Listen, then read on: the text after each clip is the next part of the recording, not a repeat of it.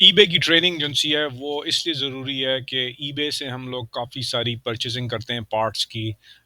इसके अलावा अमेज़न से भी परचेज़िंग करते हैं, तो पहले हम लोग ईबे पे फ़ोकस करते हैं। ईबे जो-सा है हमारा कंपनी अकाउंट सेटअप हुआ है और यहाँ पर अगर आप आएँगे तो ईबे के अंदर मोस्टली पार्ट्स की जो सर्चिंग है वो व्हीकल्स की एक्यूरेट डिस्क्रिप्शन के साथ की जाती है।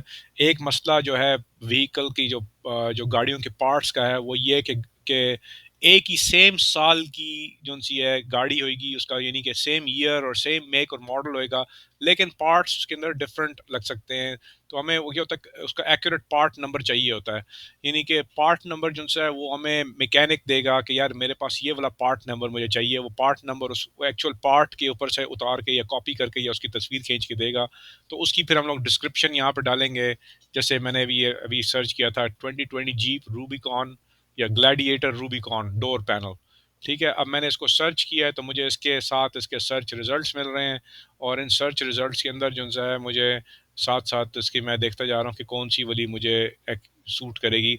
उसको मैं अगर मुझे सर्च रिजल्ट के अंदर जाता हूँ तो उसके सर्च रिजल्ट के अंदर जो है मुझे बेसिकली उसकी जो सी ना पार्ट नंबर और डिस्क्रिप्शन और यहाँ तक कि मुझे ये भी देखना होता है कि उसके अंदर मुझे जो सा है वो अ, कोई रिटर्न इन्फॉर्मेशन या ऐसी कोई चीज़ जो कि उसकी वारंटी वगैरह वो सारा कुछ उसकी डिस्क्रिप्शन के अंदर लिखा होता है, तो ये सारा पढ़ना ज़रूरी होता है।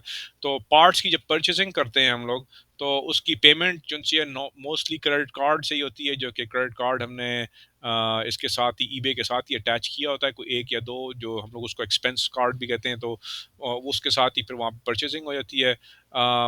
परचेजिंग करने के बाद जितने फंक्शंस होते हैं वो आप माय ईबे के अंदर जाएंगे तो यहाँ पे जाके आपको नज़र आएगा आपकी समरी, आपकी बिड्स की हिस्ट्री, आपकी परचेज हिस्ट्री अक्सर जिनसे ज़्यादा इसमें हम लोगों का इंटरेस्ट होता है। पहले समरी पे क्लिक करते हैं तो समरी में आपको बेसिकली कुछ स्टेटिस्टिक्स नज़र आ जाएंगे, जैसे आपको कि भाई ये हम लोग एक पार्ट है इसके ऊपर हमने ऑफर डाली थी तो काउंटर ऑफर आ गई, यानी कि निगोशिएशन चल पड़ी है। अ, ये वाली थी इसके ऊपर ऑफर रिसीव हुई है तो ऑफर जो सी है वो उसने काउंटर कर दी है ये लेके। और इस तरह से ये बाकी सारे हमारे जो परचेज हिस्ट्री है साथ साथ चलती जा रही है।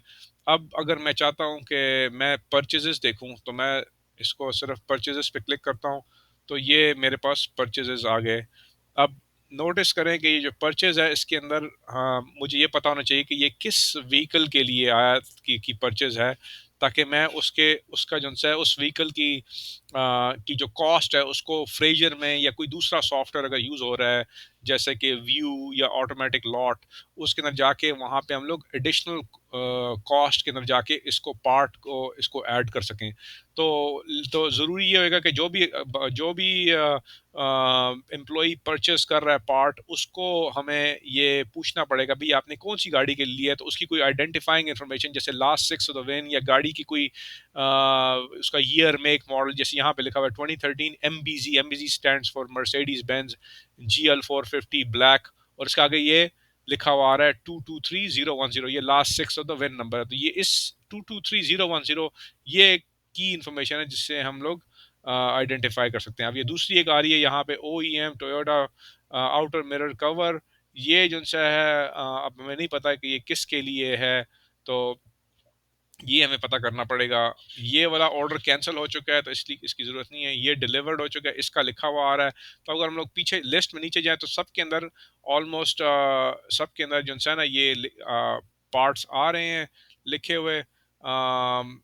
अब ये जैसे ये वाली थी इसका मुझे पता है कि ये कौन सी वाली है, तो इसको मैं जाके ऐड कर देता हूँ। यहाँ पे इसको जाके मोर एक्शंस में गया और यहाँ पे जाके ऐड नोट पे क्लिक किया तो मैं इसको 2019 डॉज चार्जर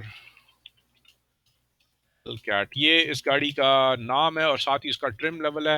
अब मुझे ये भी पता करना है कि ये एक्चुअल इसका लास्ट सिक्स क्या है, तो मैं एक्चुअली एक दूसरी विंडो के अंदर जो कि आपको नज़र नहीं आ रही वहाँ पे मैं इसको सर्च कर रहा हूँ, देख रहा हूँ कि इसका विन नंबर क्या है ताकि मैं उसके हिसाब से निकाल लूँ इसको। तो ये मुझे इसका विन नंबर भी मिल गया, दूसरी मैंने वहाँ से कॉपी किया है और यहाँ पे आके पेस्ट कर दिया। ये पूरा मैंने विन नंबर पेस्ट करके और इसको बाद में सेव करना ज़रूरी है, अदरवाइज़ ये सेव नहीं होएगा। तो ये मैंने इसको भी अपडेट कर दिया है।